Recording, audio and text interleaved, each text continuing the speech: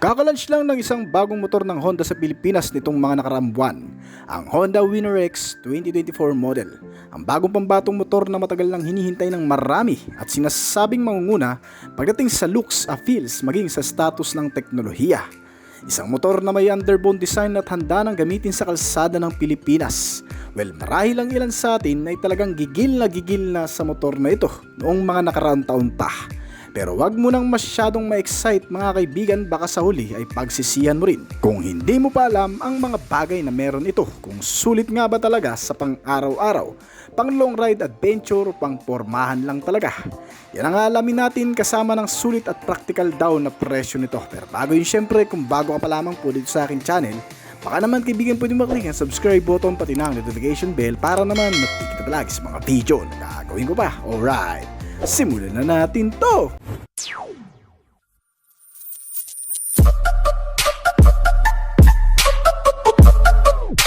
Ang Honda Winner X ay isang underbone motorcycle na nanggaling sa Japanese manufacturer na Honda. Ito ay unang inulunsad sa bansang Vietnam noong April 2016 pa at nadala sa ibang bansa sa Asia gaya ng Malaysia at ngayon ay nasa Pilipinas na. Ang modelong ito ay nangunguna ngayon sa underbone segment, hindi sa pabilisan kundi sa ibang mga aspeto at nilalaman. Gaya ng mga katangian na tanging ito lamang ang makapagbibigay sa marami. Well, ano nga ba ang maganda sa underbone na ito? Bukod sa may bago na naman tayong pagpipilian, naiiba kasi ang aesthetics sa feel nito sa masa na kung saan wala pa man sa bansa ay naging matunog na sa marami ang pangalan nito. Na parang isang bagong hari natatalo sa kahit anong underbone type motorcycle dito sa Pilipinas. At itong Honda Winner X ay ikinukumpara ngayon sa alinman mga motorsiklo sa bansa gaya ng nangungunang underbone na Suzuki Raider 150 at ang isa pang matalik na magiging katunggali nito na si Yamaha Sniper 155 at ang ilan pang mga brand. Itong Honda Winner X ay may matalas na disenyong pang-external na hango sa isang matapang na mandirigma sa Japan noong unang panahon. Sa parental face pa lang ay masasabi mo ng palaban talaga, dala ang napakatalas na aerodynamic na may sporty looking design at mga graphics nito na nakadikit sa bawat fairings at garnish nito. Bumapagay ang anumang kombinasyon ng kulay na meron sa pagpipilian, kaya ng pearl iceberg white, may infinity red, matte galaxy black metallic, matte meteoric red at ang the best color option na infinity red. At may tatlong klaseng variant na pagpipilian din. Unang-una ang standard variant nito na nagdadala ng agresibong pormahan din at napakaraming features, bagamat standard lang. At ang pangalawa nito ay ang ABS Premium at ang ABS Racing naman sa top variant. Ito ay may kanya-kanya ring mga features, pero kung gusto mo ng mas kumpleto talaga, dun ka sa pinaka-top variant nito na ABS Premium o di naman kaya ang ABS Racing. Ang mga ito ay pare-parehong pinapagana ng 149 cubic centimeter displacement capacity, naka single cylinder, 4-stroke dual overhead camshaft at naka liquid cool type na cooling system. Ang kagandahan dito, kahit ibiyahe mo man ng malayuan o yung walang tigilan, ay hindi basta-bastang iinit ang makina nito.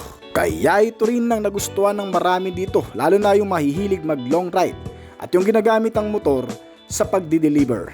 Bukod pa dyan, ginamitan din ito ng fuel supply system na PGM-FI o tinatawag na program fuel injected type ng Honda na magbibigay sa motor na ito na magandang arangkada, hindi mausok at matipid sa konsumo.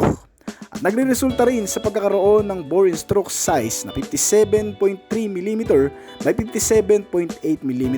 At itong motor din ay may compression ratio na 11.3:1.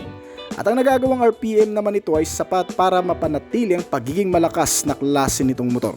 Naka-manual transmission na may 6-speed constant mesh at gumagawa ng maximum output na 15.42 horsepower sa kada 9,000 RPM at 13.5 Nm ng torque naman sa kada 7,000 RPM. Ang average na top speed nito ay umaabot ng 130 km/h na kung ikukumpara sa marami, hindi ito kasing bilis ng mga kakumpetensya nito, gaya ng Suzuki Raider na may average top speed na 145 km/h.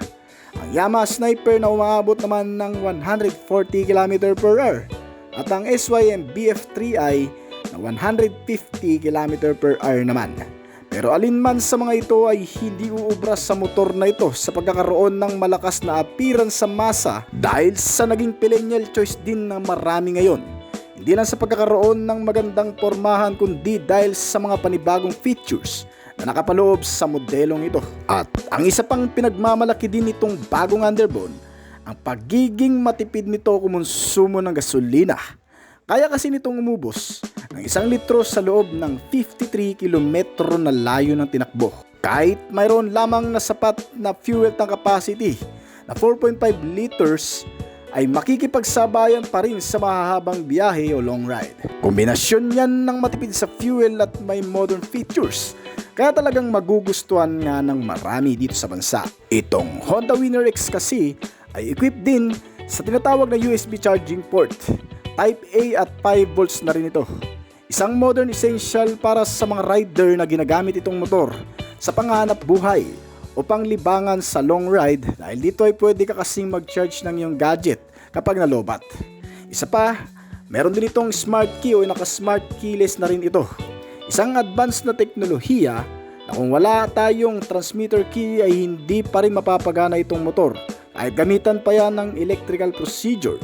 Pinapataas nito ang security at hindi basta-bastang makakarnap o mapapagana ng kahit na sino. At may kasama na rin itong smart key na anti-theft alarm. Nag-iingat din sa motor lalo na kung unattended tayo 24 hours na kung saan kapag nasagi o ginalaw ito ng iba ay tutunog ito at mag-aalarma. At meron din itong answer back key system para mas madaling matrace lalo na sa mga parkingan.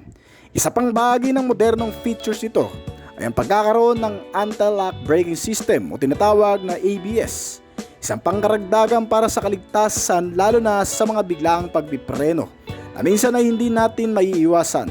Dahil dito ay hindi magkukos ng pagkasemplang o pagkadulas ng mga gulong once na makapag-brake tayo ng biglaan at napakalakas. Ang mga ilaw din nitong motor ay mga naka-LED type na mula sa headlamp, daytime running light at tail lamp. Mas lumalakas ang visibility at hindi basta-bastang napupundi. Kasama ang napakagandang digital meter panel gauge nito. Malinaw at madaling maunawaan ang alinmang notifikasyon, mga signal, indicator na lumalabas dito. Kasama ang orasan, bilis at milyahe pati ang fuel gauge nitong motor. Meron din itong bank angle sensor.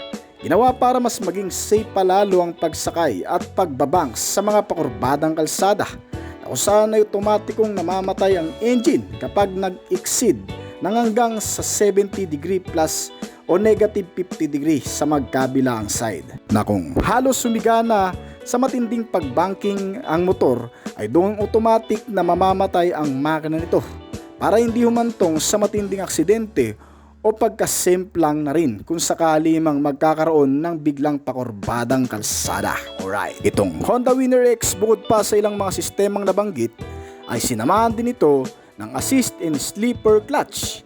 Ang features na ito ay iniiwasan din na dumulas ang gulong sa likuran at mag-cause ng aksidente o pagkasemplang. Tumutulong din ito para mapanatili ang magandang balanse ng pagmamaniobra at mas bumilis ang pagpapalit ng bawat gear shift sa transmission nito. Isa pa mga kaibigan, dahil sa gawang Japanese itong Honda Winner X ay talagang mapagkakatiwalaan mo sa mahabang panahon. Dahil ang mga nakakabit din na pyesa dito ay siguradong trusted at dekalidad. Nilagyan ito sa buong body build ng chassis frame na magaang at napakatibay na klase. Kinabitan din ng mga suspension sa front and rear na matitibay din, gaya ng naka-telescopic fork sa harap at single cylindrical suspensions with shock naman wheel coil spring ang nasa likurang suspensions nito. Nabase na rin sa mga nakagamit, nag-test drive nito nung unang inilabas ay napaka-komportable at hindi ganong katagtag dahil yan sa nagagawa ng center monoshock absorber nito. Meron din itong makakapal na klase ng gulong sa harap at likod. May kabuang sukat ito na 90 by 80 or 17 sa front at 120 by 70 or 70 naman sa rear. Na parehong naka-tubeless at may makakapit na klase. Meron din itong malakas at mapagkakatiwalaang braking system na parehong naka-hydraulic disc sa harap at likod. May kasama itong 2-pot caliper piston at kasama rin ang ABS o anti-lock braking system. Talagang maganda ang brake procedure nito. Pagdating naman sa kabuuang sukat, itong Honda Winner X ay bagay na bagay sa average na height natin sa pagkakaroon ng seating height nito na 795mm. Tayong upuan ng hanggang sa 5'4" ang height at may ground clearance size din ito na 151mm. Ang wheelbase size naman ito ay umaabot ng 1278mm at may haba na 2019mm. May lapad itong motor 725mm at taas na 1104mm. Ang kabuang bigat naman ito ay umaabot ng 122kg. Bagay na bagay sa maluluwag na pagpapaandar dahil hindi basta-bastang mapapalid na mga makakasalubong hangin. Kaya naman kung naghahanap ka ng isang bagong motor ngayon, isa ito sa maire-recommend ko sa iyo. Lalo na kung ang tipo mong motor ay yung mga underbone type na klase. Bagamat may kamahalan o pricey ang presyo nito, ay talagang makakasulit ka naman at mapagkakatiwalaan mo sa mahabang panahon. Well, speaking sa presyo nito mga kaibigan, dito sa bansa ang kasalukuyang presyo nito ay nakabase depende sa variant nito. Mula sa standard na klase na nagkakahalaga ng 123,900 pesos at ang ABS Premium naman na may kabuuang presyo na 129,900 pesos. Ang ABS Racing naman ito ay nagkakahalaga ng 131,900 pesos dito sa bansa. At mga kaibigan, available na ito sa merkado ng Pilipinas. Medyo limited lang ang stock na dumarating pero talagang makakakuha ka rin naman basta matyaga ka lang maghintay at pumila. So hanggang dito na lamang po siguro ng ating video. Ngayon kung nagustuhan mong topic natin ngayon, baka pwede mong i-click ang like button at pa-subscribe na rin mga kaibigan. Bago po tayo magtapos ay nais ko po muna magpasalamat sa mga patuloy na sumusuporta at tumatangkilik at nag-aabang palagi sa mga video na ina-upload natin dito sa ating channel. Maraming salamat po at shoutout po sa inyo guys. Ngayon kung bago ka pa lamang po dito sa aking channel, baka naman kaibigan pwede maklik ang subscribe button pa rin ang notification bell para naman ma-update kita palagi sa mga video na gagawin ko pa. At syempre hintayin ko rin ang opinion at comment po sa ibaba kung may mga katanungan ka tungkol sa video na ito. Huwag kang mayang mag-comment kaibigan upang nang sa ganun ay masagutan ko rin ng mga nais upang malaman at makakuha rin ako ng idea mula sa iyo na magagamit ko sa aking mga susunod pang video na gagawin. This is Oblis Collection. Thank you!